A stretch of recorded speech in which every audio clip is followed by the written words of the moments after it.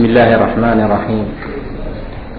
الحمد لله رب العالمين، والعاقبة للمتقين ولا عدوان إلا على الظالمين، وأصلي وأسلم على نبينا محمد وعلى آله وأصحابه ومن اهتدى بهديه إلى يوم الدين. أما بعد، فقد قال الله تعالى في محكم تنزيله وهو أصدق القائلين: يا أيها الذين آمنوا توبوا إلى الله توبة نصوحا. إلهي سبحانه وتعالى nimcooyinka ugu waaweyn ee uu na siiyey waxaa ka mid ah inuu noo ballaqay ama uu noo furay albaab lagu magacaabo baabkii towbada. soo noqoshada iyo mar allaala marka axad ka qaldamo oo shaytaan simbirrixiyo oo dhibaato ay ku dhacdo oo ilaahay dembi uu ka galo, albaab uu ku soo noqon karo, fursad uu ku soo laaban karo, uu ku towba keeni karo ayuu ilaahay noo furay subxaana wa tacaala. taana waxay ku timid mar allaala markii shaytaan lacanahu allah ee qaladka ilaahay uu ka galay subxaanahu wa tacaala, ee la soo rajmiyey oo loo diiday naxariistii ilaahay oo dhan subxaanahu wa tacaala, ayuu ilaahay hortiisa ku qiray, ballanna ku qaaday aadan ciyaalkiisa oo dhan inuu baadiyayn doono ilaa in yaroo ka fakata maahane. wuxuu ballan ku qaaday inuu u qurxin doono adduunka, wuxuu ballan ku qaaday inuu u fadhiisan doono siraadka mustaqiimka ah, inuu ilaahayow waxaad weyn doontaa buu yidhi badankooda inaysan kugu shukrinin ilaa wax yar maahane. aabbahood ayuu ka bilaabay aadam ah. mar allaala markii jannada la geliyey oo ilaahay yidhi aadamow adiga iyo sawjadaadaba jannada dega, meel allaala meeshaad doontaan ka cuna, raqad iyo waasac ayagoo ah, walaa taqrabaa haadihi shajara, geedka ha u dhowaanina, haddaad u dhowaataan laba daalimiin baad noqonaysaan. ilaahay ballan buu ugu qaaday jannada aadam, ina laka anlaa tajuuca fiiha walaa tacra, inuusan baahan, inuusan qaawanaanin, inuusan kulayl arkin, waxaasoo dhan baa loo ballan qaaday. aadam baa u yimid, shaydaan baa u yimid, waxa uu ku bilaabay simbirrixidada waa aabbiheen. waxa uu ku bilaabay aadam, markaasuu yidhi yaa aadam hal adulluka calaa shajarati alkhuldi, maku tusiyaa geed haddii la cuno la waaraayo, geed haddii la cuno aan la dhimanayn ma rabtaa aadamow? hal adulluka calaa shajarati alkhuldi wa mulkin laa yablaa, boqortinimo aan baaba-aynina aada heli doonto. sow ilaahay uma ballan qaadin subxaana wa tacaala? miyuusan ilaahay waxyaabo badan u ballan qaadin? shaydaan wuxuu yidhi war ogaada adi iyo xaawada, aniga labadiina waxaan ahay mid idiin naseexaynaayo. ilaahay baa tilmaamay walaqad cahidnaa ilaa aadam baan la ballamay hadda ka hor, fanasiya wuu iloobay, walam najid lahu casman, casmi kaamaana helin buu dhahay ila subxaana wa tacaala. geedii laftigeeda ilaahay uu u diiday ayuu farta ugu fiiqo geedkaan cun. haddaad rabto boqortinimo, haddaad rabto inaad waato, geedkaabaad cunaysaa. faakala way cuneen buu yidhi ilaa subxaana wa tacaala. nasiib wanaag aadam iyo xaawo labadaba ilaahay bay u tooba keeneen. qaala rabbanaa, rabbigeenniyow bay dhaheen, nafteenna ayaan dulminay, ee haddaadan noo dembi dhaafin oodan noo naxariisanin khaasiriintaan ka mid noqonaynaa. fatalaqaa aadam min rabbihi kalimaat, ilaahay kelimaad buu kala kulmay xaggiisa, wuu tooba keena, wuu ku soo laabtay, ilaahayna waa ka aqbalay subxaana wa tacaala. albaabkaa towbada wanaageeda iyo fadligeedaan wax ka tilmaami doonaa. fursadda cajaa'ibta badan ee ilaahayna siiyey subxaana wa tacaala. shaydaankii malcuunkii cadowgeennii ahaa meeshuu noo fadhiyo, iyo sida ilaahay subxaana wa tacaala uu nooga libsiinayo haddaan markaa ku dadaalno. aadam iblis wuxuu yidhi waan gubay bani aadamka, macaasi iyo dembi baan ku halaagay, ayagana istikfaar iyo tawba igu halaageen. istikfaar iyo tawbo ayay igu gubeen, anna dembi iyo macaasi idan waa inaan la joojinin. waa in istikfaar talbiga iyo toobakeenka lagu dadaalo. weliba bisha aan marayna waa bil ramadaan, waa bishii munaasabka ku ahayd inaan toobada dib loo dhigin, waa bishii munaasabka ahayd in ilaahay loo soo laabto subxaana wa tacaala. waa bisha ugu qiimaha badane ilaahay loo soo rujuuco, waayo waxyaabo fara badan oo dadku ay ku jireen ama karaahiye ah ama xaaraam ah bay maalmaha ramadaanka ka foqaan dadka. sidaa darteed baa la rabaa toobada in aad iyo aad loogu dadaalo. ilaahay subxaana wa tacaala asagoo mu'miniinta amraya ayuu yidhi, yaa ayuha aladiina aamanuu, dadka iimaanka laga helayo, tuubuu, soo tooba keena, iisoo laabta buu yidhi ilaah subxaana wa tacaala. toobakeenku waa qofka waa rujuuc iyo inaaba. matala markaad meel u socoto aad ka dhunto oo meeshii aad rabtay aad sii dhaafto oo aad xasuusato maxaad samaysaa? waad ku soo noqonaysaa. sidaa darteed baa ilaahay mar allaala markaad qalab ka gasho oo aad ilowdo amase aad og tahay labadaba, oo ilaahay waxa uu kuu diri aad ku dhacdood ku simbirraxato, yaa waxaa la rabaa dakaru allah, inaad ilaahay xusuusato subxaana wa tacaala.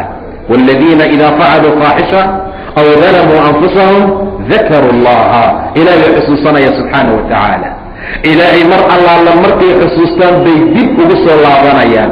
nasiib wanaag maxaad ii dhaafteen, maxaad iigu gadaal marteen, maxaa wixii aan diiday aad u samayseen, maxaad dembiga u dhacdeen dhihi maayo subxaana wa tacaala, balse waa ku jeclaanayaa. ina allaha yuxibu altawaabiin wa yuxibu almutatahiriin, aad buu ilahay kugu jeclaanaya subxaana wa tacaala. balse waa ku farxaa ilaahay toobakeenkaaga. mar allaala markeed ibliis intuu ku duugsaday shabaqa aad ugu dhacday oo cabbaar markuu ku sii wataad gacanta ka soo fogsatay ood rabbigaa soo xusuusatood soo carartay, albaabka ilaahay waa maftuux subxaanahu wa tacaala. habeenna waa furan yahay, maalinna wuu furan yahay. saacad la xiraa ma jirto. saacad ilaahay uu xiraayaa ma laha, gacantiisa ayuu fidiyaa buu yidhi rasuulka sala allahu calayhi wasalam. ilaahay muxuu u fidinayaa maalintii? qaladaadka habeenkii dhacsuu ilaahay u dhaafa ninkii soo laabtaa. haddana habeenkii buu fidinaya subxaana wa tacaala gacantiisa si uu ugu dhaafo qof allaalo qofkii qaldamay maalintii hadduu habeen u soo laabto. 3 habeennimo ama 9 saac haddaad ilaahay albaabkiisa toobada u baacaddo, la odhan maayo wuu xihan yahay, beri soo laabo, shaqaalihii baa maqan, warqaddii lagu qori lahaa baa maqan, ma jirto. balse saacad allaala saacaddaad ilaahay u soo laabato, waqti allaala waqtigaa tooba keento, yuu ilaahay kaa aqbalaya subxaana wa tacaala. lee sababtu waxa ay tahay qiyaamaha markaad tagto oo lagu qabsado oo aad dhahdo dembi baad gashay, waxaa la diidayaa ilaa inaad dhahdo rabbiyo waan inigi albaabkii baa xirnaa, ilaahayo waa rabay inaan tooba keenay, cabbaar baa meesha fadhiyey, ma jirto. yaa ayuha aladiina aamanuu tuubuu ila allahi, ilaahay u tooba keena. toobada maxay noqonaysaa marka? waa tooba nasuuxa ah. toobada nasuuxada ah iyo toobada kale waxay ku kala duwan yihiin. qofka toobada dhabta ah la yimaada, macaasida wuu ka soo fuqaa, waana ka soo dhex baxaa, waana ka nadaamoodaa. intaa markuu sameeyo waa tooba nasuuxa ah. laakiin adoo weli ku dhex jira, adoo haddana beri sii rabaa, haddana adoo ku faraxsan, toobada nasuuxa ma aha. kamradii baad gacanta ku haysataa, waxaad leedahay allah naga madoobeeyo, ilaahu istakfirullah, ilaahu iska keexati. soonkii baad ka tagto bahaar nahaar ramadaan baad wax cunaysaa, markaasaad dhahaysaa istakfirullah, ilaahay hayga cafiyo, ilaahay saa allah iga dhigo, ilaahu waan kuu tooba keenay. maya, waa tooba istihzaa'a walaalayaal. toobadu waxay nasuuxo noqon kartaa mar allaala markay oofsato oo laga helo shuruudaha ay leedahay oo dhan, markaasuu ilaahay kaa aqbalaya subxaana wa tacaala. shaydaan aad iyo aad buu u necel yahay xagka toobada keena, ilaahayna aad buu u jecel yahay subxaanahu wa tacaala. balse ilaahay waa ku farxaa. ilaa nebiga tusaale oo na siiyey, uu yidhi axadka mar allaala markuu qaldamay adinka idinka mid ah ee ilaahay uu rabo inuu u soo laabto, waa uga farax badan yahay ilaahay axad adinka idinka mid ah oo inta safar galay gaadiid qaatay, daabadiisibuu raacay, waxaa u saaran tacaam iyo sharaab buu yidhi nebiga, waa wax allaala waxa insaan u baahan yahay. waa dhaqaaqay, markuu sii socdo adla cidla ah oo oomano ah oo falaad ah oo bahgooye ah uu marayo, yay baashii ka baxsatay buu dhahay nebiga sala allahu calayhi wasalam. way kaa fakatay, wax kuu maciina ma laha, wax kuu soo gurmanaya ma laha, cid aad ku carartood u tagtood galaas biyo ama wax raashina ku siiyo beed ah ma jiro. meesha cidma degana, waa falaad, waa meel cuduur ah oo cidla ah, waa makaan halaag, waa meel lagu halaagsamaayo. haddaad cunto weysana cunto la-aan baad u dhiman, haddaad biyo weysana saasoo kale, haddaad gaadiid weysana gaadiid la-aanaad u dhimanaysaa. xaalku markuu meesha marayo ayuu ninkii raadiyey, waa dalbay, meel kastuu ka dooday laakiin waa waayey. mar ay saas uu maraya uu ka quustay buu geed hoostiisa yimid buu yidhi nebiga. harkii geedku iska seexday. cabaar markuu hurdaayay indhihii buu soo kala qaaday, hordadii buu ka soo kacay, waaba daabadii oo dul taagan buu yidhi rasuulka sala allahu calayhi wasalam. maantao dhan buu raadinaya, waa waayey. qadarka raxmaanka way iska soo noqotay, saasay u ag taagan tahay. indhahuu soo kala qaaday fa idaa huwa biha, way taagan tahay. qaa'im waayo hortiisay taagan tahay. gacanta intuu saa u soo haatiyey yuu khitaamkii ka qabtay, hogaankii. markuu saa uga qabtaa farax ka batay ninkii. ila meel wuxuu ka badbaaday fiiriya, dhibaatada uu ilaahay ka koriye fiiriya. markuu saa u qabtay ayaa min shiddati alfarax wuxuu yidhi allaahumma anta cabdii, ilaahu addoonkaygii baa tahay, wa ana rabbuka, ama rabbigaagii baan ahay.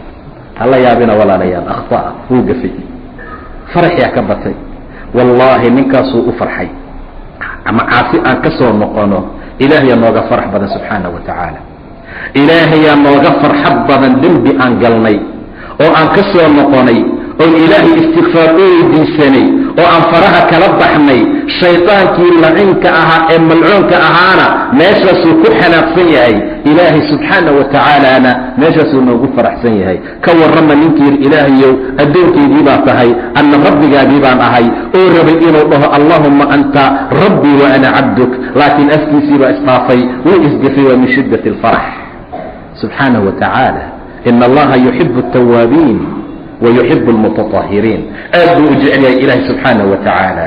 wastakfiruu rabbakum uma tuubuu ilayh ina rabbii raxiimun waduud. wastikfaar weydiista, istikfaarta badiya, rabbigii usoo laabta subxaanahu wa tacaala. uma tuubuu ilayh, rabbigay waa raxiim, waa naxariis badne, haddana waduud ahoo jacayl badan subxaanahu wa tacaala. aad u jecel addoonka taa'ibka ah, aad u jecel addoonka soo noqda, aad u jecel qofka dembiga inta gala ka soo laabtaa. waayo xadiis baa tilmaamay dembiga waxyaabaha lagu magacaabo, haddii aad ka fogaataan oo aadan dembi oo dhanba samaynin, ilahay waa idin baabi'inaya subxaana wa tacaala. ilahay waana halaaga. dembiga layskuma ceebeeyo, laakiin waxaa laysku ceebeeyaa soo laabasho la'aanta. kullu bni aadam khataa wa khayru lkhataa'iina atawaabuun. aadama dhammaantii waa gafayaa, ama shariif ha noqdo, ama shaydaan ha noqdo, ama shiikh ha noqdo, ama weli mukarama ha noqdo. aadam dhammaantii waa qaldame buu dhahay nabiga sal alla alayh wasalam.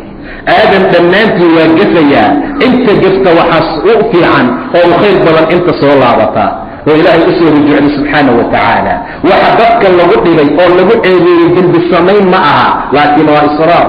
jannada maxaa lagu galaa? waaladiina idaa facaluu faaxisha aw dalamuu anfusahum dakaruu allah faاstakfaruu lidunuubihim. daasaa jannada lagu galaa.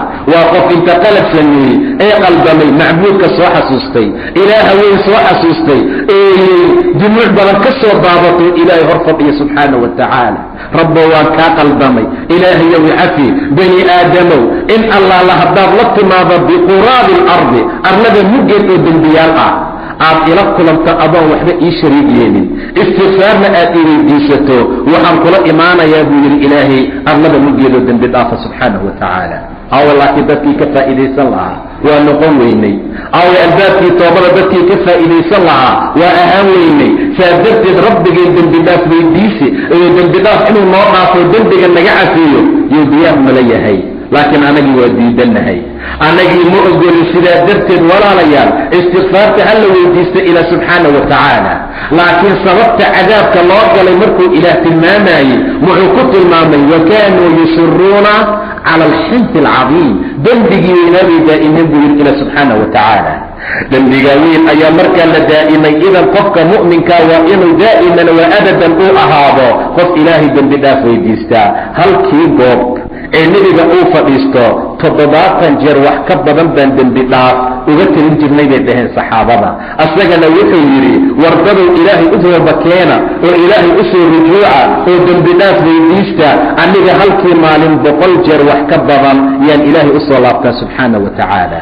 boqol jeer macnaha 70 jeer wax ka badan ayaan ilaahay istikfaar weydiistaa markaad fadhiso istakfir weydii ila subxaanahu wa tacaala dukaankaaga adigoo fadhiyo wax iibinaya yaad ilaahay u laaban kartaa subxaanahu wa tacaala adoo gaarigaagii tagsiga kacaynaya oo shaqaysanayaad ilaahay u laaban kartaa subxaanahu wa tacaala adoo waardiyo albaabka fadhiya yaad ilaahay u laaban kartaa subxaanahu wa tacaala adigoo jiifaad ilaahay u laaban kartaa adoo masjid fadhiyaad ilaahay u laaban kartaa subxaanahu wa tacaala aad buu rasuulku u tilmaamay sala allahu calayhi wasalam 100 jeer ay riwaayo tilmaantay midna 70 jeer markaa wax ka badan wa inii lagafaarun liman taaba wa aamana wa camila saalixan uma ihtadaa saasuu ilahay tilmaamaya subxaanahu wa tacaala aniga gafaar baan ahay buu yidhi ilaahay wa inii lagafaarun dembi dhaaf badle ayaan ahay ilaahay dembi dhaafkiisa waa weynyahay yuu u dhaafaa liman taaba وآمنا وعمل صالحا qofkii dembi dhaaf weydiista ilaahay oo haddana allah rumeeya oo qalabkii uu shalay galay intuu ka baxo camal fiican markaa sameeya uma ihtadaa dabadeedna hanuuna intaa waxay tilmaamaysaa macaasiyaan ku jiraa weli qalabkii waa ku dhex jiraa weli wixii xumaantay aan sameeyey kama bixin dembi dhaafaan weydiisanaa lagaa yeeli maayo ilaa man taaba وآamana وacamila camalan صaalixan faulaaئika yubadil اllah sayi'aatihim xasanaat nimcada ilaahay oo kale waxaa ka mid ah markii aan dembi dhaaf weydiisanay buuggii qalabka noogu qornaa intana laka tirtiray keliya ma ahee xasanaad baana loogugu bedelayaa ilaahay subxaanaه wa tacaala sida uu ummadda ugu naxariistay sida uu shayطaanka uga hiiliyey laakiin ayagoo uga hiiliyen subxaanaه wa tacaala sida uu shayطaanka mar walba uu rabo inuu uga soo fakadaan oo khayr iyo wanaag ay u gaaraan saasuu ilaahay tilmaamaya subxaanaه wa tacaala idan dembi dhaaf weydiistiga waa shay muhiim ah waa arrin loo baahan yahay mar allaala markaad qaldandood ka soo laabato ilaahay ku dhihi maayo maxaad u samaysay haddana wax lama weynaadaan ina allaha yakfiru dunuuba jamiican dhammaan waa cafinayaa intaa waa lagu cafin karaa laakiin intaan lama cafin karo lama saamixi karo ma taala ilahay agtiisa subxaanaه wa tacaala bani aadamkaa laga helaa intaana kuu dhaafay intaana la imo soo maaha intaa samee intaana saayeen laakiin ilaah muxuu yidhi qul yaa cibaadiya aladiina asrafuu calىa anfusihim laa taqnatuu min raxmat illah waayo ina allaha yakfiru dunuuba jamiican duuduub buu ilahay u dhaafaya subxaanaه wa tacaala dhammaan ilaahay waa wada cafinayaa wax allaala wixii qalaba ee aad gashay rabbi waa ku saamaxayaa yaan la qarsanin ee ilaahay hala hortaga subxaanaه wa tacaala war ilaahay mar allaala marka aad qalbi fiican oo taa'ibnimo ah oo toobakeen ah aad la hor istaagto ilin toobakeena aad baabiso wadnahaaga iyo qalbigaaga oo dhan ay wada jareeyaan oo aad rabbiga subxaanaه wa tacaala hor istaagto ilaahay wuxuu ku siinayaa dembi dhaaf ha dhihin dembi baad gashay ha isdhihin xumaan baad gashay ha isdhihin soon baad ka tagtay ha isdhihin waad zinaysatay ha isdhihin dad baad dishay ha isdhihin waxaasaad samaysay ilahay la hortag subxaanaه wa tacaala soo boqor malihid naxariis badan sow malihid ilaahay tawaab oo toobad aqbal badan subxaanaه wa tacaala malihid miyaa ilaahay dembiga dhaafa oo xasanaadku ugu bedelo subxaanaه wa tacaala see u quusataa adigoo saaca ha quusanina waayo naxariista ilaahay kama quusto ilaa qoom qasaaray maahane qoom qasaaray meehe cid kale ma quusato oo naxariista ilaahay kama quusato nebigu wuxuu yidhi sala allahu calayhi wasalam nin baa dilay 99 qofood kow buu ka siiyey waa gacanku dhiigle waa 99 qofood mar allaala markuu laayey 99kii qofood yaa ilaahay qalbigiisa soo geliy inuu tooba keeno markaasuu weydiiye dadka yaa u cilmi badan waxaa adduunka joogaa yaa u cilmi badan waxaa la tusiyey nin raahib ah waa suufi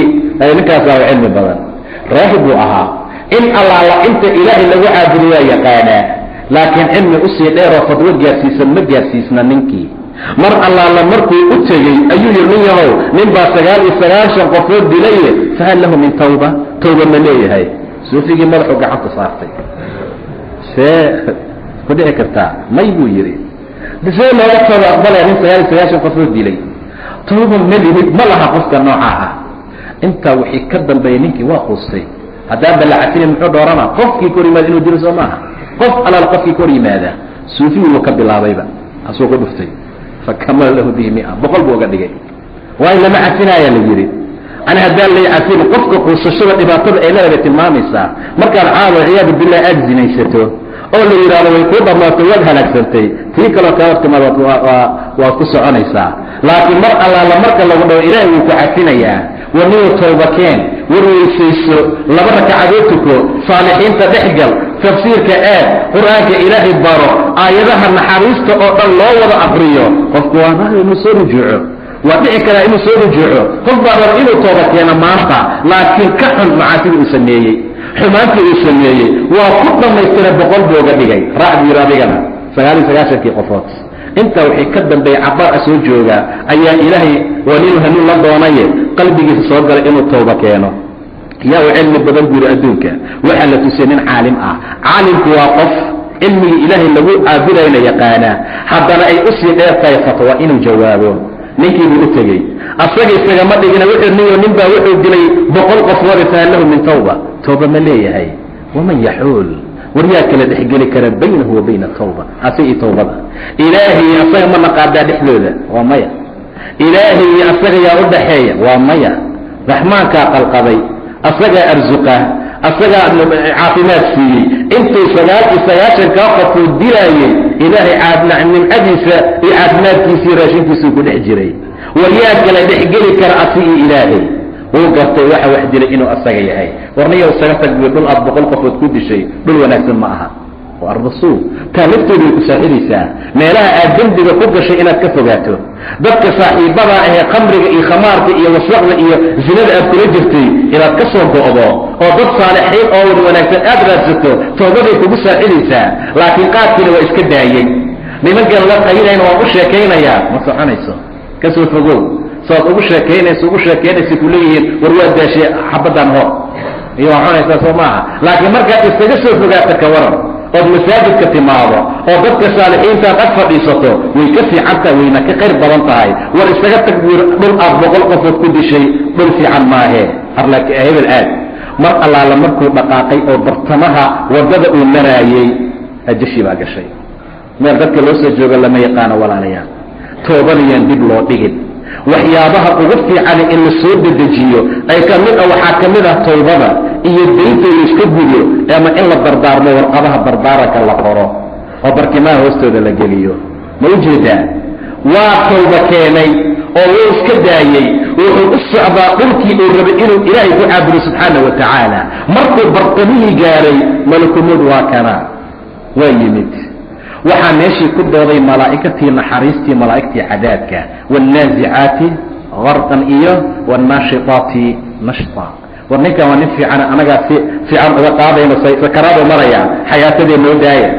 malaa'ikatulcadaab intay taagan tahay maya, war hadda looga tooba keenay, weli ma tukanin, meeshii fiicneedna maba gaarina, noo daaya, anagaa iska lehe. naftiisa lagu doodaa.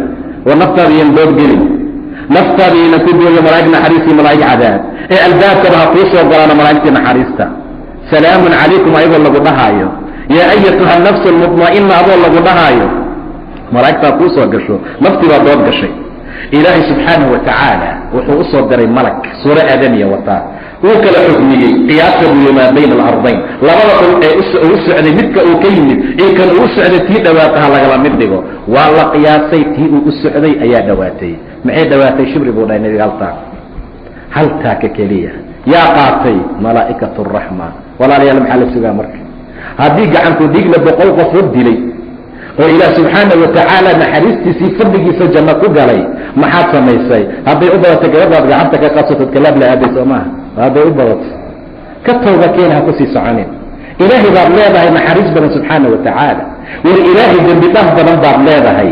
ilaahay waxaad leedahay xumaanta aad gashay wanaag ugu bedelaya.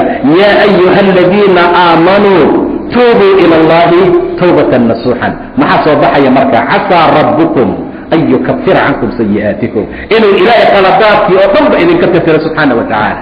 wax allaala wixii qalad ah oo dembi oo aad gasheen iyo ilaahay idinka saamaxaya subxaana wa tacaala. casaa rabbukum an yukafira cankum sayi'aatikum wayudkhilakum jannaatin tajrii min taxtiha alanhaar. wuxuu idin gelinayaa jannooyin hoostooda ay weliyaala soconayaan. waa ninkii dembiga sameeyey ma ujeedaa? waa ninkii macaasida galay, waa qofkii alla ku caasiyey, waa qofkii dembigii alla u diiday galay. muxuu ku helay tawba, muxuu ku helay taa'ibnimo, muxuu ku helay ilaahay buu u soo laabtay, muxuu ku helay shaytaankii buu xariga u jaray, muxuu ku helay xiriirkii ilaahay ayuu xoojiyey subxaana wa tacaala. rabbigiin waxaa la arkaa inuu dembiga idinka tirtiro, waxaa la arkaa inuu janno idin geliyo, hoosteediinu yaala socona. waa goormee? yowma laa yukhzi allahu alnabiya waaladiina aamanuu macah. waa maalin ilaahay uusan nebiga hoojinayn iyo dadka isaga la jira iimaanka la helay oo rabbi la rumeeyey. waaladiina aamanuu maca nuuruhum yascaa bayna aydiihim wa biaymaanihim. nuurkooda wuxuu soconayaa hortoodii midigyaalkooda buu dhaha ila subxaana wa tacaala. nuurkooda horu ka soconaya, wuxuu soconayaa midigyaalka mar allaala marka meelaha mugdiga la marayo ee siraadka iyo meelaha noocaa ah, dadka munaafiqiinta ah, dadka dembiga galay, dadka aan tooba keeni jirin, bidhaanka soo u socda waa kadamayaa, wuu kadamayaa. ayagu maxay odhanayaan marka? rabbanaa atmim lanaa nuurana, ilaahayo nuurkeena noo taamiya, ilaahayo ha naga daminin. qolaa mugdo ku socota, qolaa qaylinay soo dhahaysa unduruunaa naqtabis min nuurikum, na soo furi aan nuurkiina qaadane.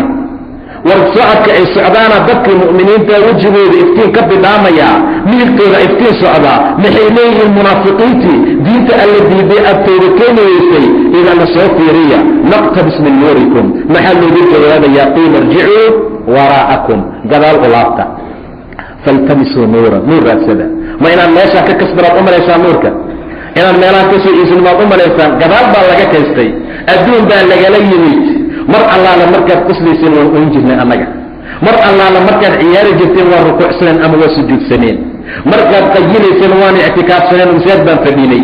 mar allaala marka aad heesaha iyo fisqiga aad ku dhici jirteen, qur'aanka ilaah iyo kalaamka ilaah baan akrinaynay subxaana wa tacaala. mar allaala markaad fisqi iyo xaaraamta aad ka daba ordayseen, xalaashaan ku dadaali jirnay. irjicuu waraa'akum, wabax gadaal oo laabtaa la leeyahay, gadaal oo noqda oo nuur raadsada. nuurka meesha lagama helo, war nuurka meesha lagama kasbado. aakhira la taagaya murugidii miya ma soo fiiriya iyo nuur aan qaadano waa laga baxay. qof walba waa camalkiisa. irjicuu waraa'akum faltabisuu nuuran, nuur raadsada. markaasaa sur la samaynayaa iyo teed buu dhaha ila subxaana wa tacaala. baatinkana naxariis uu yahay, qibalka dhanka naarta jirana cadaab uu yahay, sida ilaahay tilmaamay subxaana wa tacaala. marka xaaladaasuu ilaah tilmaamayaa. waxay leeyihiin rabbanaa atmim lanaa nuurana waqfir lana. ma ujeedaa? weli dembi dhaaf weydiisigay wadaan, nuura hortooda socdaa, wanaag bay ku socdaan. dembi dhaaf weydiisiga khayrka iyo wanaagga ku jiray ogaadeen. markaa kabacdiba ayagoo qiyaamo la taagan yahay oo ay soconayaan oo ay sii socdaan oo ilaahay hortooda ibrigyaalkooda nuur u samay leeyihiin rabbanaa atmim lanaa nuurana waqfir lana. noona dembi dhaaf waayo inaka calaa kulli shayin qadiir. shay kasta ilaahayo kii kari kara ayaa tahay. ayaddu waxay tilmaamaysaa tooba nasuuxa in lala yimaado. toobada nasuuxada macnaheeda dhowr macnaa lagu fasiraa. qole waxay yidhaahdeen qofku waa inuu dembiga ka soo noqdo, rajo dambana uusan ka lahayn inuu dembiga u laabto, sida aan rajo looga lahayn di la lisay caanihii ka soo baxay caddadeeda inay mar labaad ku laabtaan.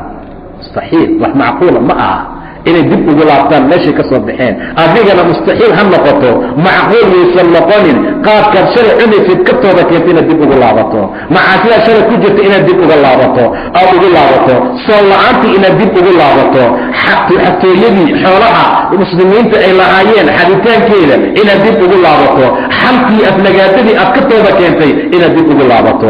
ama waxaa la yidhahdaa waa taqaanaa tawbo wadata shuruudihii loogu talagalay. maa caawayay shuruudaha tawbada? kow, qofka waa inuu faraha kala baxo, bannaanka uu ka yimaado dembiga marka hore, bannaanka uga soo dhac.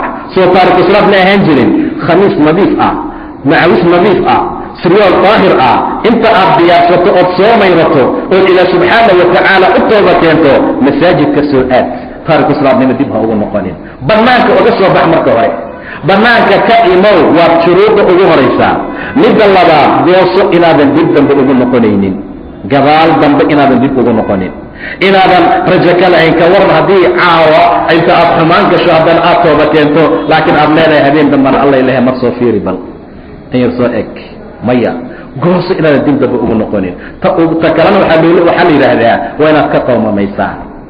shalaay, oohin, cabsi, argagax, giriir, dhibaato fara badan gal ka war haddii aad ka soo baxday oo banaanka aad ka timid aadna goosatay inaadan dib ugu noqonayn laakiin aad ku faraxsan tahay alla ilahay way macaanid ma aragtay alla ilahay saas ahayd ma aragtay alla ilahay waan tuntay ma aragtay alla ilahay qamrigu u duuriyey ma aragtay alla ilahay qaadka markaan qanisaana noqday ma aragtay waad ku faraxsan tahay waad u riyaaqsan tahay weli waxaa kugu jira oo kugu dambeeya qismi jeclaan oo kale ah maca daalika waxaa loo baahan yahay inaad joosato aad ka nadaamooto ka ishqoomamayso waayo nadaamada laftigeeda ee mtaqaanaa tawba ah nadaam hiya tawba laftigeeda waa tawba qof aad aragtay inuu nadaamoonaayo oo ka qoomamaynaayo arrinta noocaasi waa tawba keen nebigaa gabar u timid sala allahu calayh wasalam reer juhayna ah markaasay uur lahayd uurkeedana zinow ahaa way zinaysatay maca daalika xabli uurna way lahayd rasuulkii ilaahay waan zinaysaday tiri guurna way soo martay hadda intaa waxay ka dambeeyey uurka aan qaba waa uur zina ah ka waran waa nadaamoonaysaa waa macnaha dembiga xaraaradiisa iyo kuleelkiisay nacaysaa rasuulkii allow iga oog wuxuu ilaahay amray subxaana wa tacaala rasuulkii allow xad ayaan asibee iga oog waxuu ilaahay ka qabo ama diintu ay ka qabto hor soo dhal baa la yidhi bax soo dhal marka hore weligeedii baa loo yeeray ha la wanaajiyo gabartaan waa meel fiican ha la dejiyo ha la qiimeeyo mar allaala markay baxday inta 9 bilood ilmaha caloosh uu ku jiray nadaamay ku jirtaa waa ooynaysaa dembi dhaafay rabtaa ilaahay inuu ka tahiray rabtaa subxaana wa tacaala waa ku qosolnaa dembiga walaalayaal waynala fiican tahay waa uga sheekaynaa asxaabta meelaha qaxwooyinka tag waxaa lagu sheekaynayaa xalay macaasidii xumaantii uu galay habkuu u galay suu u galay taafikada u degay habkuu u sameeyey intaasoo dhanba waa ooynaysaa inanta waa 9 bilood soo dhal baa la yidhi way soo dhasho way keentay muuji baa la yidhi nicitaankaa la celinaya haddana aad uga xun tahay inanta waayo ina cadaaba addunya ahwan min cadaabi alaakhira cadaabka adduunka waa ka adagaya cadaabka aakhiro cadaabka aakhira ka adagkan adduunka way baxday ilaa markii dambe riwaayadaha gobol ay tilmaamaan gobol kibis ah ama muusay gacanta u soo saartay si aan mar dambe loo soo celinin mujeedaawita rasuulka ilaahayow waa dhammaystay cadmuusana gacantuu ku haystaa afkuusaa u gelgelinayaa intaa waxay diidantahay in la dhaho canuga weli caano u baahayahay orod intaa waxay ka dambaysa rasuulku wuxuu amray in maradeeda lagu adkeeyo maradii baa lagu adkeeyey si hadhow haddii loo rajmiyo aysan marada uga dhicin nabigu wuxuu amray in la rajmiyo farujimad waa la rajmiyey dhagax baa lagu dilay intaa ka bacdi rasuulka janaasadeeda inta uu hortiisa dhigtay iyo damcay salaad janaasa inuu ku tukado salaad janaasa ah cumar baa soo qabtay nebiga oo yidhi yaa rasuul allah tusalli wahiya zaaniya ayadoo zaaniyad oo macaasiley ah miyaad ku tukanaysaa yaa rasuul allah isii daa buu dhahay nebiga cumar waxay tooba keentay toobad haddii loo qaybiyo 70 qofood oo munaafiqiin ah ama ahlu madiine ah ay janno ku geli lahaayeen waa 70 qofood iyo hal gabar keentay toobadeeda 70 shaksi oo dembi galay oo macaasi sameeyey ama munaafiqiin ahaa 70kaa qofood baa janno ku geli lahaa keligii toobada ay keentay war cumarow ma heli kartaa inay nafteeda ilaahay ka iibsatay subxaana wa tacaala way gabatay nafteeday iibsatay attaa'ibuuna alcaabiduun sida ilaahay tilmaamaya subxaana wa tacaala taa'ibiin dad toobakeen badan oo cibaado badan alxaamiduuna alsaa'ixuun haddana xaamidiin oo rabbi mahdinaya cibaadadii toobadaa laga hormariyey markaad taa'ib noqoto waad dareemi kartaa oo dembi intaad gasho aad ka tooba keento cibaadada waa kuu dhadhamaysaa waa macaansanaysaa salaada akhrinta qur'aanka waad macaansanaysaa laakiin hadda markaad xumaan ka soo baxdo waad masaajid ka timaado xataa waxaa laga yaabaa inuu dhaho aniga waa tukadaa aniga saasaan ahay aniga xaaladaasaan sameeyaa xataa hadduu qofku sidaa yahay uma dhadhamaysa xalaawada iyo macaanka cibaadada laakiin markaad dembi oo dhan faraha ka qaado oo axad nadiifa aad noqoto oo rabbigaa ku xiran oo daacada ilaahay jecel oo khayrkii wanaagga ku soconaya markaad safka salaada soo istaagto waad dareemaysaa rabbulcizi inaad hortaagan tahay subxaana wa tacaala laakiin markaasaad u qaydayso aad soo laabto bacaad dul saarto oo intaad soo kuftaa dib ugu noqonto inaad ugu laabato oo mutukadaha agtaada fadhi aad dhaada booska iyo celi oo meeshaad aad timaado aad tukato oo aad dib u laabato maxaad cibaadaysatay maxaa kuu dhadhamay maxaad heshay oo raaxo cibaado ah waa ma jiro saa darteed buu ilaahay toobada ka bilaabay altaa'ibuuna alcaabiduun haddana cibaadada badan alxaamiduuna alsaa'ixuun ilaahay mahdiyo in badan rabbi ku mahdinayo soolka badan haddana alraakicuuna asaajiduun way rukuucsan yihiin way sujuudsan yihiin way dareemayaan inay ilaahay caabudaya subxaana wa tacaala. intaa maxaa usii dheer alaamiruuna bilmacruuf wannaahuuna cani ilmunkar, xumaantana ummadda ka reeba, macruufkana markaa amraa. maxaa intaa loogu sii daray waalxaafiduuna lixuduud illah, ilaalin badan ilaahay xuduudiisa subxaana wa tacaala. wabashir ilmu'miniin, bishaaro soo malaha dadka ilaahay ha loo bishaareeyo buu yidhi, bishaaray leeyihiin dadka iimaanka lehe rabbi rumeeyey subxaana wa tacaala. walaalayaal, towbada shuruudihiidu waa sidaa, waa inaad aad ka madaamooto oo aad ka quumamayso ficilkaad markaa samaysay. intaa waa muhiim. waxyaabo kalaa lagu dardaraasaan soo tilmaanay inuu qofkii meeshii ka tago, inay toobadu ahaato tooba aan waktigeedii go-in, waayo xilligaa jira waktiga ee qofka loo diidayo tooba inuu keeno. laba mar bay tooba xihantaa, marna qofkay siqaasa uga xihantaa, marna mujtamaca iyo adduunka o dhan bay ka xirmaysaa. rasuulku wuxuu tilmaamay sala allahu calayhi wasalam, axadka ilaahay waa xafinayaa waana ka tooba aqbalayaa maa lam yuqarqir, intuusan dhuu yeerin. markaad gaarto lagugu taslinayo biyaha, caanaha lagugu shubaayo, suli aadan aadi karin, magaalo aadan u soo degi karin, filim iyo shareeme aadan aadi karin, gabar aadan la socon karin iyo zinadeedii xumaanteeda. astaqfirullah, waa tooba keenay, qarqaraad maraysa. maxaad tooba keentaada? maxaad awoodi kartaa? maxaad kari kartaa ood ka tooba keentaa? inta xayi aad tahay oo aad kari karta inaad hadda taksi raacdo oo aad aadan meeshii xumaanta jirto, yaa la rabaa inaad tooba keento. toobada xilligaasay macaan tahay, xilligaasuu ilaahay aqbala subxaana wa tacaala. inama atawbatu cala allah liladiina yacmaluuna suu bijahaala uma yatuubuuna min qariib faulaa'ika yatuubuuna calayh. kuwa ilahay uu ka tooba aqbalaa. tooba waxaa laga aqbalaa dadka xumaanta sameeya oo suu iyo xumaan ku dhaca bijahaala. jahaalaa la yidhi, ma jaahil keliya zinada inay xaaraan tahay qofkii ka jaahila ee ku dhaca miyaa loola jeedaa? maya, waa qof kasta oo dembi gala, xataa caalim kasta ahow. xilliga aad dul saaran tahay macaasila jaahil baa tahay. fiqi iyo xadiid iyo tafsiir iyo waxaad doonto ahow, waxaad doonto aqaana. haddii aad ku dhex jirto xilligaa macaasi, jaahil, jahli baad ku sugan tahay. zaanigu ma zinaysto wahuwa mu'min, xilligaa uu zinaysanaya iimaankaa qalbigiisa laga saaraa.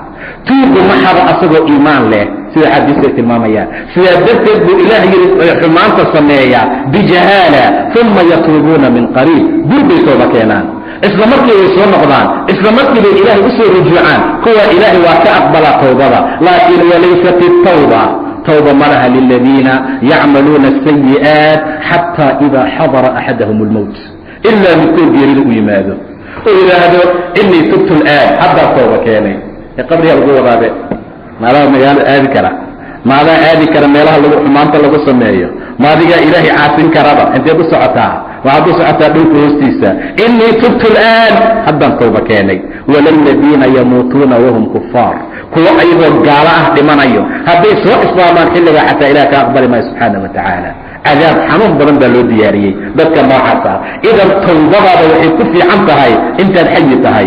idan axadka toobada waa laga aqbalaa maa lam yuqarqir, intuusan dhul yeerin, intaysan faaqda gaarin, inta meel daran oo dhib badanoo nafbixitaankuusan markaa gaarin.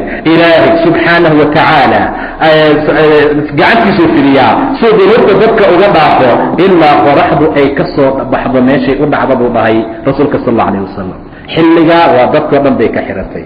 xilliga kalena waa marka adiga dhunyarka aad gaarto way kuu dhammaatay tooba markaa ma jirto. idan qofku waa inuu tooba keeno. ina almunaafiqiina fi darki alasfali min annaar, munaafiqiinta jarajaraadka ugu hooseeya naartay leeyihiin, walan tajida lahum nasiira, wax nasiir iyo gargaar ahna loo heli maayo. ila aladiina taabuu, intii tooba keentay maahane, wa aslaxuu, waxay xumeeyeen wanaajiyey. waa waxaad hallaysay xataa inaad hagaajisaa, waa inaad fiicnaysaa, waa inaad qari wanaag ku daashaa. cajalooyin fara badan oo hees iyo muusiga guriga ku yiilay waad dhegaysanayso, waad ku seexan jirtay, marka la afuraya daaran jirtay, suxuurtay kuu shidnaayeen, waa tooba keentay. weli meesha may saarnaanayaan? waa maya. wa aslaxuu, waxbaad xumaysay, hagaaji. waxbaad mataqaanaa qalab tilmaantay, waa inaad hagaajisaa. wa aslaxuu buu yidhi ilaahay. waactasamuu billaah, ilaahayna ku dhegay subxaana wa tacaala. shaydaankii ilaahayba hadduu mar naga soo badbaadiyey, ilaahay ka foqamayna subxaana wa tacaala. waactasamuu billaahi wa akhlasuu diinahum lilah, diinkoodana ilaahay u khaalis yeelay subxaana wa tacaala. fa ulaa'ika maca almu'miniin, mu'miniinta lagu dhex daraya kuwa wasawfa yu'ti allahu almu'miniina ajran cadiiman ilaahay mar damba mu'miniinta ajran ayuu siinayaa ee maa yafcalu allahu bicadaabikum soo lama dhihi ilaah baa dad cadaaba ilahay muxuu ku falayaa cadaabkiina ilaahay muxuu u kordhinayaa cadaabkiina maa yafcalu allahu bicadaabikum in shakartum wa aamantum wa kaana allahu shaakiran caliima haddaad ilaahay aamintaan ood ilaahay ku shukrisaan maxaa waaye wuxuu ilaahay idiin cadaabaya subxaana wa tacaala muxuu ilaahay idinku haystaa oo kale wuxuu ilaahay idiin cadaabayaa muxuu ku falayaa cadaabkiina daaro ku dhisan maayo subxaana wa tacaala darajana ugu kordhi mayso subxaana wa tacaala rabbigiin aamina oo ilaahay ku shukriya ilaahay waa shaakir subxaana wa tacaala dembi dhaaf weydiisigana ha la badiyo khayr iyo wanaag buu ku sugan yahay axadka ilaahay u tooba keena khayr iyo wanaag buu ku sugan yahay axadka taa'ibka ee ilaahay usoo laabtay subxaana wa tacaala khayr iyo wanaag ayuu ku jiraa qof kasta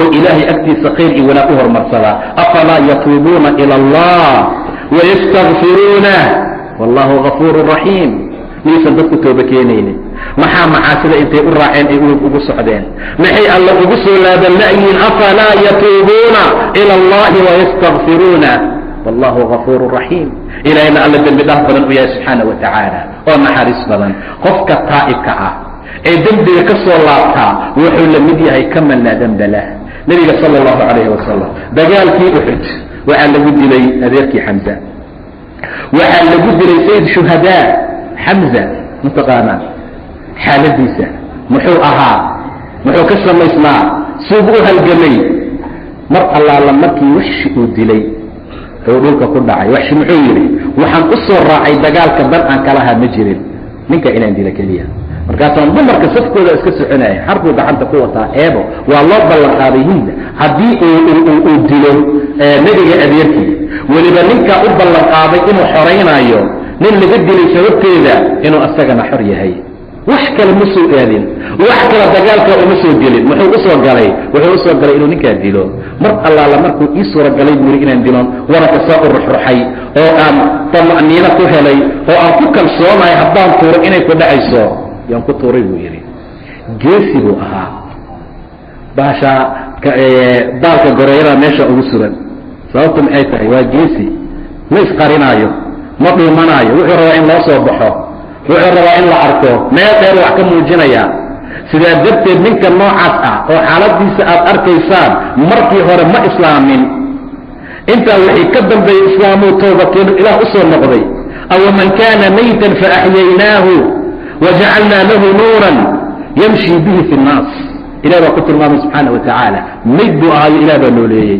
maydnimadaa lagu tilmaamaya kii qabriga la geliyo ma aha kaan salaada tukan oon toobakeen oon islaam ku camal falin oo shirki ku jira waa mayd adduunka socdaa ha u malaynana maydka kan la aasay keliya ma ahay nafta ka baxdee mayd adduunka socdoo gaarigeedu dukaan gaba oo nala dhex socdaa joogaa sida ilahay tilmaamay subxaana wa tacaala nin mayd ahaa oo aan noolaynay wajacalnaa lahu nuuran yamshi bihi fi nnaas waxaan u samaynay iftiin uu dadka ku dhex maraayo nin mugdi ku jira mala midba jaahil ah salaadaan dukan taariku salaad ah macaasi badan diin alaan ogoleen haddana aan rabin inuu tooba keeno sidaa darteed baa ninkaa uu yidhi saas markaan ugu dhiftay oo ay ku dhacday oo aan hubsaday inuu dhintay hinda way dur timid dhegihiisa sinkiisa beerkiisa wixii dhan bay la baxdayba ilaa ay ka samaysatay wax dhagaha la gashtiy wax qoorta lagu sugto ka warrama heerka la maraayo ilaahay diintiisa u dagaalamaya subxaana wa tacaala dahabkii ay weetaba intay furtay iyo wixii u turtay tirho waa lacag badan baan ka bixiyey meel dhigo yaan lagaa xadine aniga kuwan baan isku qurxinaya waa dhegihii nebiga adeerkii waa sayid shuhadaa rasuulka waa ooyey sala allahu calayhi wasalam rasuulka waa ka murugooday rasuulku dhibaato badan iyo tiiraayaa gashay wallaahi 7 qofaan uga aarayaa buu yidhi wain caaqabtum facaaqibuu bimili maa cuuqibtum bihi baa lagu soo dejiyey gabadhiisaa u gashay yaa nebiga hortiisa soo istaagtay sala allahu calayhi wasalam waa sanadii 8aad saasay nebiga hortiisa u soo istaagtay rasuulkii ilaahayow imra'adaan ahay iimaan leh rabbi rumaysay maalinta qiyaamana rumaysay hor taagan tahay rasuulka ana hinda bintu cudba intay niqaabka kor isaga qaaday hinda bintu cudbaan ahay hinda rasuulka waa taagan yahay waa mowqif adag waa arrin dhib badan waa arrin ixraaj ah oo aad iyo aad u adag 72 xabadood baa lagu dhufan lahaa dadka maanta jooga qabiilkiisa nin kamid hadii la diri lahaa waa tooba kale hortiisa la dhihi lahaa 72 lagu tirin lahaa ama bahalka la dhaho baas oo kiya lagu sameyn lahaa rasuulku waa taagan yahay sallallahu alayhi wasallam hildan ya tahay hildan ahay ka waran Hamza beerkiisii maxay ku jawaabtay waxay tiri wixii hore oo tagay Allah cafiya afa Allah amma salaf muxuu ugu jawaabay at-ta'ib min adh-dhanb kama la dhanba lahu qofkii dambi ka soo noqda wuxuu la mid yahay qof aan dambi keenin waxshigii dilay ka warama asagana ilaahay wuxuu ku qosdaa buu rasuulka sallallahu alayhi wasallam laba qofood oo midkood ka kala dilay oo labadaba jannada isla galay waa laga yaabaa Hamza waxshi dilay iyo filmada kartoonka marka la sameeyo dadna way ooyaan soo u dilay iyo si dhibaato iyo wuxuu gaarsiiyay ka sii dar labadooda waa ahlu janno labadooda jannada isla galaya ilaahay wuxuu ku qoslayaa laba qofood oo midkood ka kala dilay oo labadaba jannada isla galay labadooda ka soo qaad Hamza wuxuu u dagaalamayay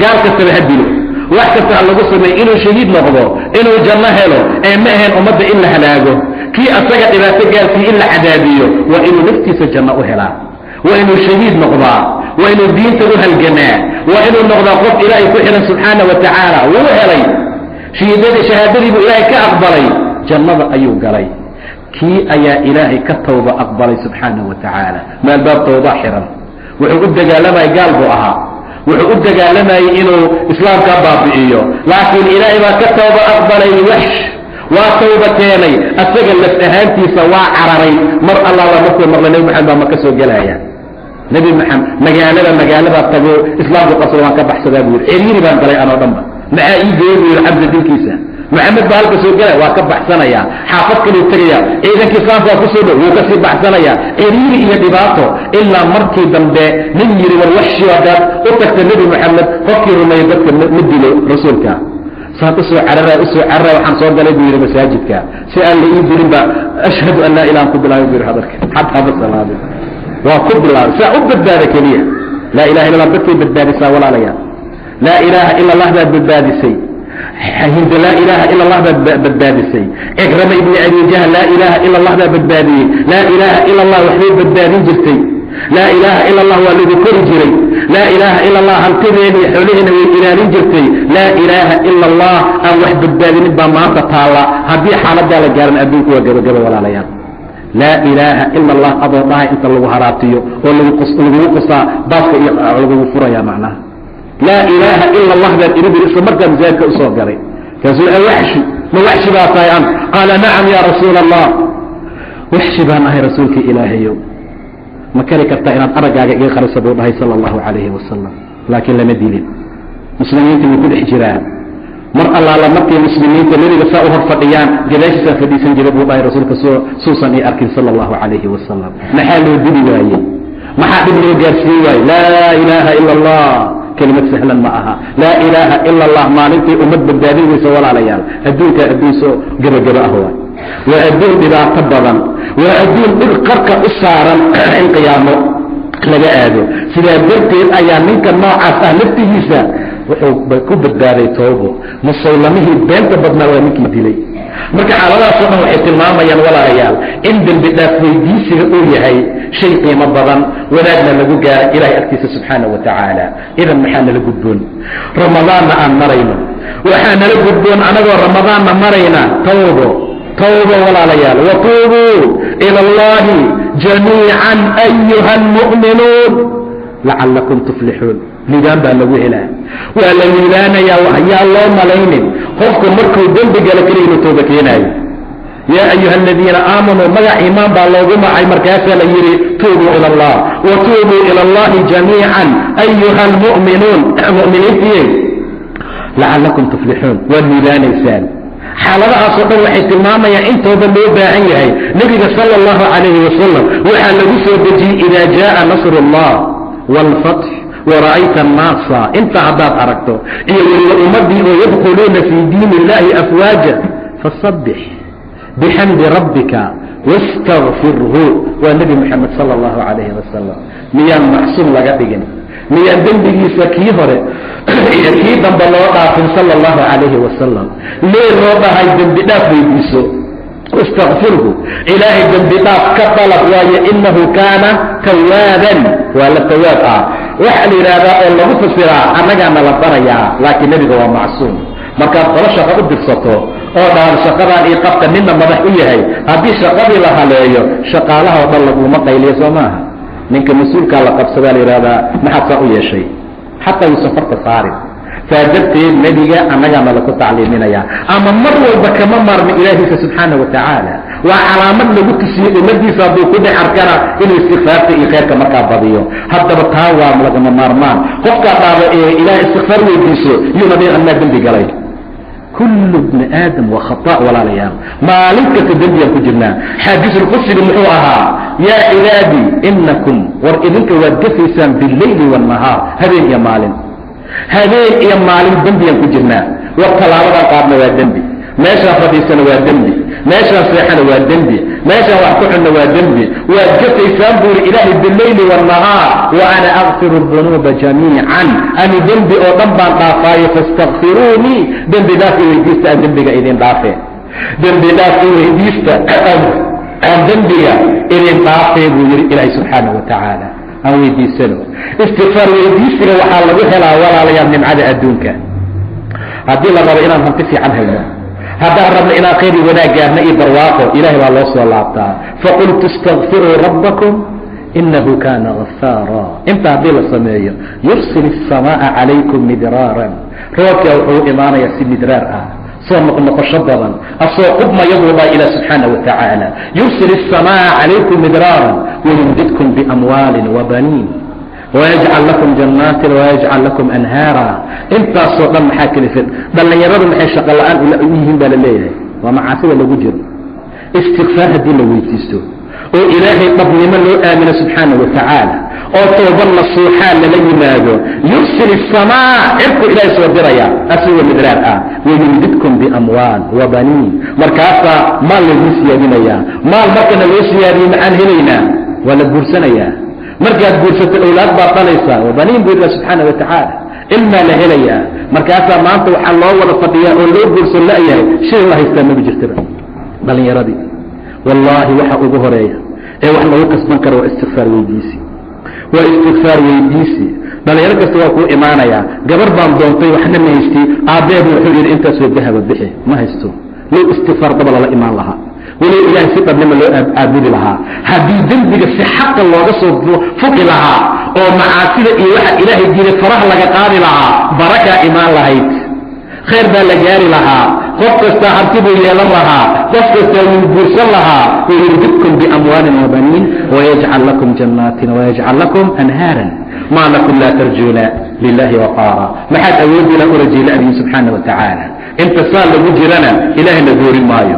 ina allaha laa yugayiru maa biqowm xataa yugayiruu maa bianfusihim nafteena aan bedelno war nafteena aan door yaqiinna aan la nimaado 3 maalmood markaad inta masaajidka soo gasha astaqfirullah aad dhaadiyo 3 jis aad dhamayso muraadkaaga aad helaysaa dhiin wax la sheega waxa ka jira intaad kutubka meesha saartaa ka bixin masaajid yaqiin way imaanaysaa insha allah waa loo baahan yahay walaalayaal ilaahay wuu naga ajiibaya subxaana wa tacaala xaaladaasaa loo baahan yahay nebi muuse markuu ilaahay baryo uu yidhi ilaahayo fircoon waxaad siisay iyo magacdiisa ziino iyo maal fara badan ilaahu ku baabi'i oo sidaa yeel ayagoo dhan markaa ku halaag falaa yuuminuu xataa yaraw alcadaab alaliim ilaah muxuu yidhi qad ujiibat dacwatukuma faاstaqiimaa walaa tattabicaani sabiila aladiina laa yaclamuun weliba waxay culimmada fuqaarku yidhaahdaan 40 sano kadib ay ahayd markii la yidhi waa laydin ajiibay adigana 3 maalmood markaad si fiican u tukato oo dhahdo mabal iyo waxeeye meesha qal mabal ee gawaaye malaadkayga maba helin be waxma helin ma aha walaalayaal qad ujiibat dacwatukuma